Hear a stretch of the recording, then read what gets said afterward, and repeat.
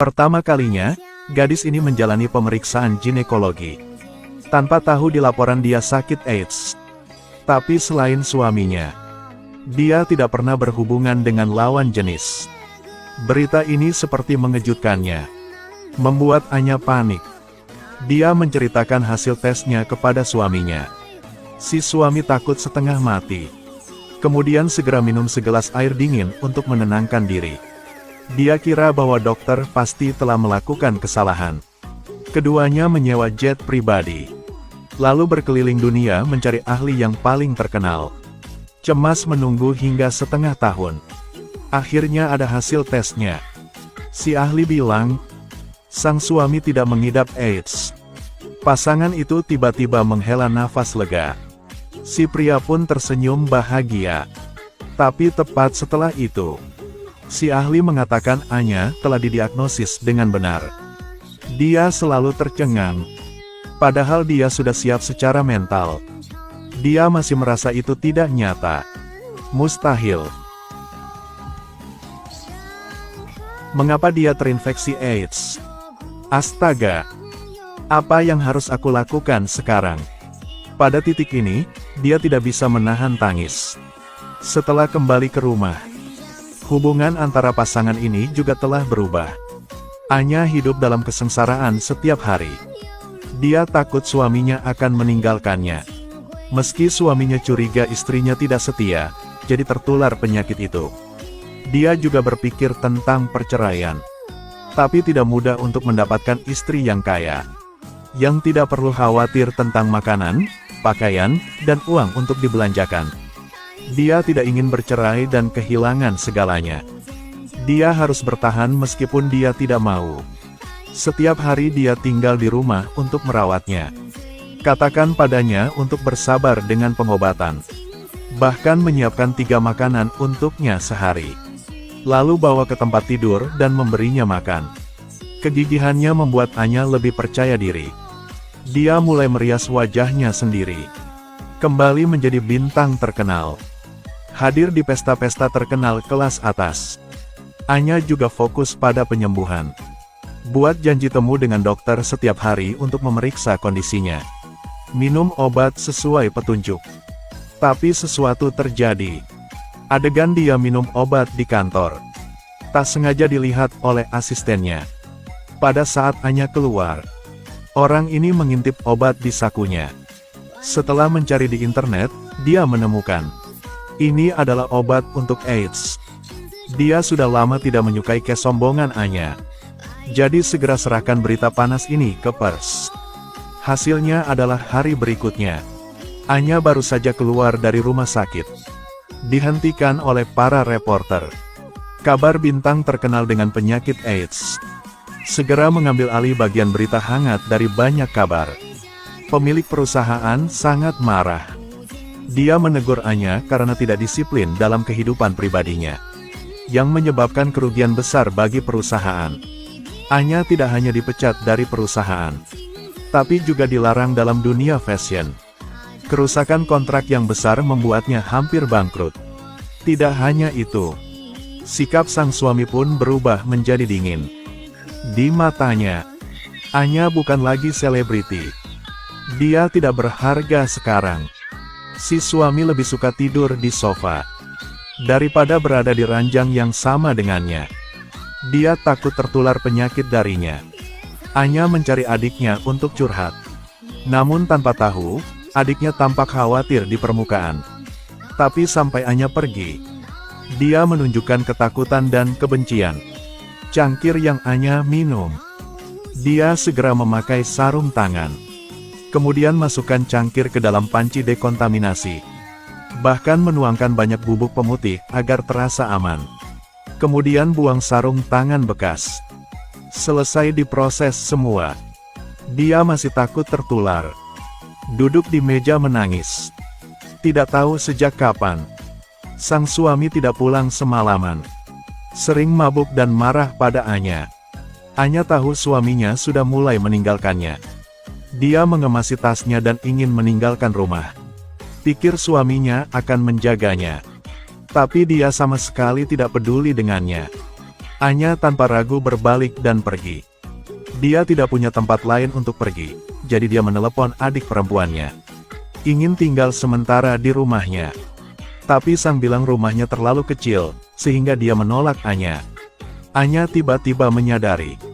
Fakta dia mengidap AIDS membuat anjing bahkan tidak melihatnya. Dia naik kereta ke rumah lamanya. Ingin cari tempat yang tenang untuk menyembuhkan diri. Tapi bertemu dua pencuri di kereta. Mereka mencuri semua uangnya. Anya tanpa uang duduk di pinggir jalan dengan sedih. Dia tidak tahu dia diperhatikan oleh kedua si kaya. Mereka menyukai kecantikan Anya. Jadi di tengah hari yang cerah, membuat kekacauan. Mereka tidak peduli dengan protesnya. Memaksanya untuk masuk ke dalam mobil. Mimpi buruk Anya baru saja dimulai. Bintang wanita itu pergi untuk memeriksa dan mengetahui bahwa dia menderita penyakit AIDS.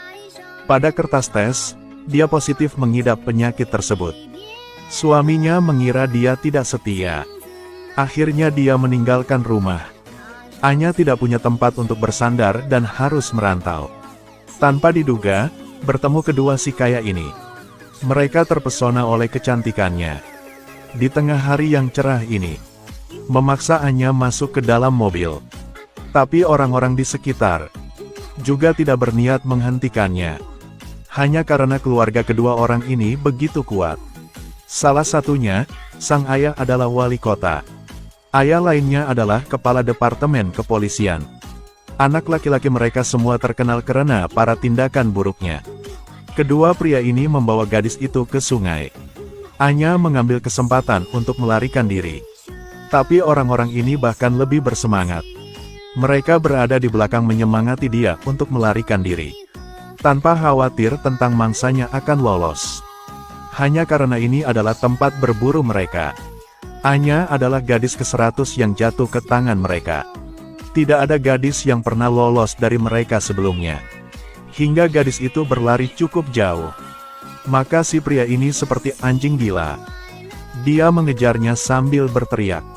Anya mencoba lari kencang ke dalam hutan. Dia bersembunyi di bawah lubang kecil di bawah pohon. Bersembunyi di sana selama sekitar 3 jam dan tetap tidak bergerak. Pikir dia bisa melarikan diri. Siapa sangka kedua bajingan itu lebih sabar darinya. Anya baru saja mendaki bukit kecil. Sudah dikelilingi oleh kedua bajingan ini. Seorang pria menamparnya sehingga pingsan. Segera malam tiba. Kedua orang ini menyeret tubuh lelah mereka. Keluar dari hutan kecil. Siapa sangka mereka bertemu Sheriff. Tapi mereka tidak takut. Hanya karena Sheriff adalah ayah dari salah satu mereka. Dan ayah wali kota yang lain juga memiliki darah yang sama. Tahu anaknya bermain-main dengan pria itu. Si Sheriff sangat marah. Dia memukul putranya sekali. Memarahi mereka berdua karena melakukan hal-hal kotor berkali-kali. Tapi masih belum belajar cara membunuh orang untuk membunuh mulutnya. Sampai mereka kembali ke tempat kejadian. Untuk mengubur Anya hidup-hidup. Mereka tidak lihat keberadaannya. Pada titik ini, si wali kota menyadari keseriusan insiden tersebut. Tapi bajingan itu tidak terlalu peduli. Ayahnya adalah wali kota dengan satu tangan menutupi langit. Dia tidak takut pada apapun. Dia tidak peduli polisi menghentikannya. Pulang saja ke rumah untuk tidur. Tanpa mengetahui percakapan ketiga mereka. Terdengar jelas oleh Anya. Dia menyeret tubuhnya yang lelah. Tidak tahu sudah berapa lama. Akhirnya sampai di jalan utama. Sebuah truk segera datang. Tapi karena terlalu lelah, jadi dia pingsan di depan truk itu. Sopir yang baik hati membawanya ke rumah sakit. Juga nyaman bantunya melapor ke polisi. Polisi dengan cepat tiba di kamar rumah sakit. Melihat wujud Anya yang penuh luka. Dia tidak bisa membayangkan bagaimana gadis ini disiksa. Dia bersumpah pada dirinya sendiri. Pasti akan menghukum para bajingan itu. Tapi ketika dia bertanya tentang kasus itu, Anya hanya bisa tahan gemetar. Dia naik untuk menghiburnya. Tapi Anya menjadi gila lagi. Dia menegur pria karena bajingan. dan suruhnya pergi. Dia harus memeluk Anya. Pegang dia erat-erat. Dia ingin Anya tenang kembali. Perawat di luar mendengar gerakan itu. Pergi untuk membantu Anya tenang. Dia tahu sekarang bukan waktunya untuk bertanya. Jadi kembali ke kantor polisi dulu. Tapi keesokan paginya, Anya terbangun oleh mimpi buruk. Dia menyeka kotoran dari tangannya. Ratakan gaunnya yang robek. Kenakan sepatu usang. Ketika tidak ada orang di sana, dia meninggalkan rumah sakit. Secara naluriah dia berlari ke sungai. Ingat peristiwa malang yang terjadi baru-baru ini. Anya menatap air dingin di sungai, tidak melihat dasarnya. Dia menutup matanya untuk melompat ke bawah. Akhiri hidupnya yang terluka. Tapi sekarang, tiba-tiba Anya memperhatikan tepi sungai. Seorang ibu mengejar putrinya di atas perahu. Tapi saat si ibu baru saja pergi, gadis kecil itu jatuh ke sungai lagi. Sekarang Anya tidak peduli lagi dengan bunuh diri. Dia segera berlari ke sana. Lepaskan sepatunya. Lalu lompat ke bawah. Cepat pergi ke tempat gadis itu jatuh. Tapi gadis itu sudah menyelam di bawah. Lama sekali Anya mencari. Baru menemukan gadis ini. Dia mencoba menyelamatkan gadis kecil itu ke pantai. Tapi gadis itu sudah tidak bernapas lagi. Anya mengira dia sudah mati. Tapi siapa yang tahu beberapa detik kemudian, gadis itu meraih tangan Anya. Dan kembali dari kematian. Setelah kejadian itu, Anya memahami betapa berharganya hidup. Dia kembali ke rumah sakit. Bersumpah akan membuat para bajingan itu membayar. Dia tahu itu dengan sangat baik. Saat ini satu-satunya orang yang bisa membantunya hanya polisi Jim. Bintang wanita ini pertama kali jatuh sakit AIDS. Dia ditendang keluar oleh suaminya. Dia tidak punya tempat untuk diandalkan, jadi dia berkeliaran. Siapa sangka hampir diperkosa oleh para bajingan itu. Awalnya dia hendak bunuh diri.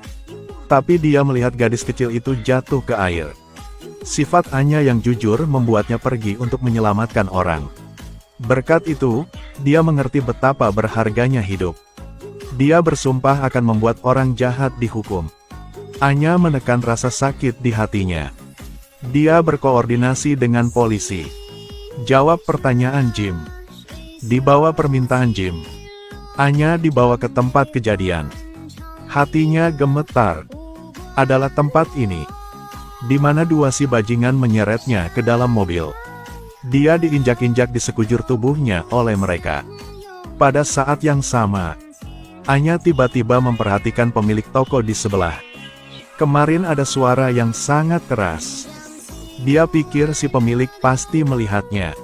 Tapi tak disangka si pemilik mengatakan bahwa kemarin dia menonton film di toko. Tak memperhatikan yang di luar. Jadi ia belum pernah melihat Anya sebelumnya. Jim meminta untuk melihat kamera pengintai. Tidak heran dia menolak. Mencari alasan dia sibuk, jadi kembali ke toko. Jim mengikuti dan masuk ke dalam. Yang memaksanya mengeluarkan kamera. Tapi dia mengatakan itu rusak. Dia melihat seluruh proses gadis itu diseret. Bahkan tahu bahwa ayah-ayah mereka wali kota dan Kapolri. Tapi dia tidak berani menyinggung pejabat tinggi. Untuk menghindari konsekuensi di masa depan, dia harus pura-pura tidak tahu apa-apa. Tetapi pada saat ini, tiba-tiba ada panggilan telepon. Itu adalah dering yang telah disesuaikan oleh Anya. Polisi sangat marah. Perintahkan si pemilik untuk segera membawa bukti. Jika tidak, mereka akan membawa Anda ke stasiun interogasi. Si pemilik sangat ketakutan. Segera menyerahkan ponsel Anya. Lalu kopernya juga ada. Dia takut mengatakan bahwa HP dan kopernya ditemukan olehnya. Tentu Jim tidak percaya. Memaksanya untuk berbicara yang sebenarnya. Dia menolak untuk mengatakan yang sebenarnya. Untuk mendapatkan bukti sebanyak-banyaknya, Jim dan Anya pergi ke TKP kedua. Mereka baru saja menemukan handuk yang jatuh di sini. Dan tidak menemukan yang lain. Tapi berdasarkan ingatan Anya, Pada hari itu, ada 2 bajingan.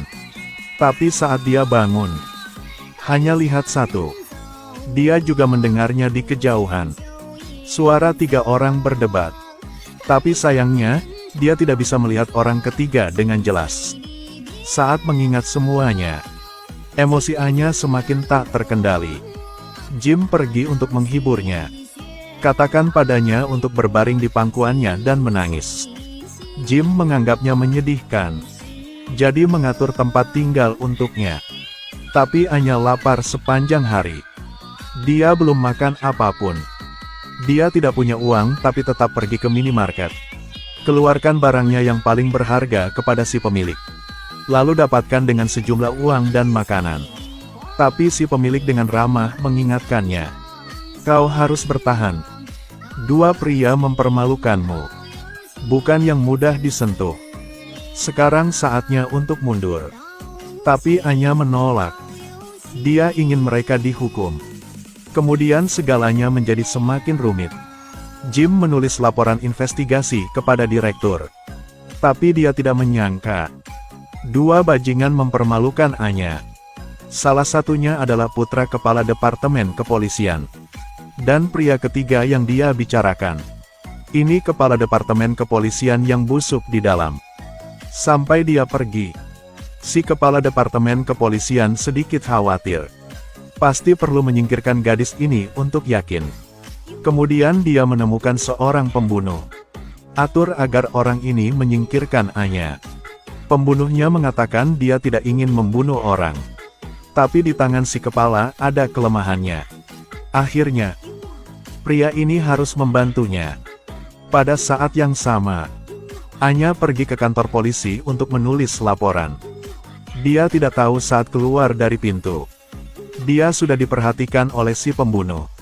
Tapi Anya tidak menyadari bahayanya. Ketika dia kembali ke tempatnya, seorang anak laki-laki tiba-tiba berlari mencarinya. Katanya bahwa seseorang di kejauhan pingsan. Dan minta Anya untuk pergi ke sana dan membantu. Gadis yang jujur harus mengikutinya.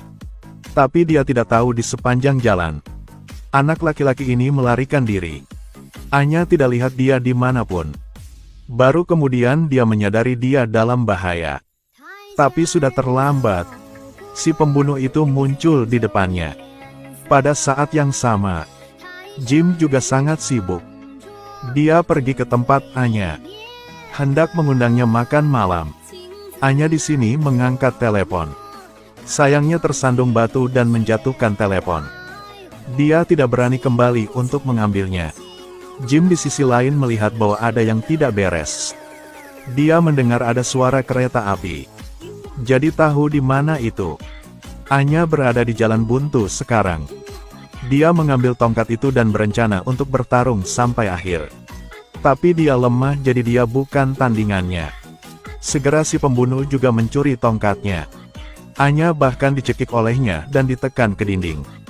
Di saat bahaya, Jim ada di sana segera.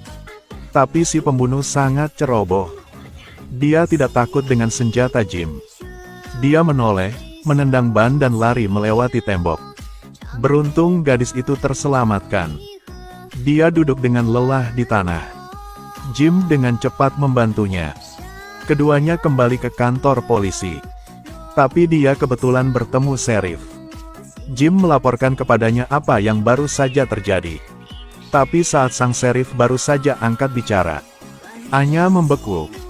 Bahkan jika dia berubah menjadi abu, dia masih ingat suara ini.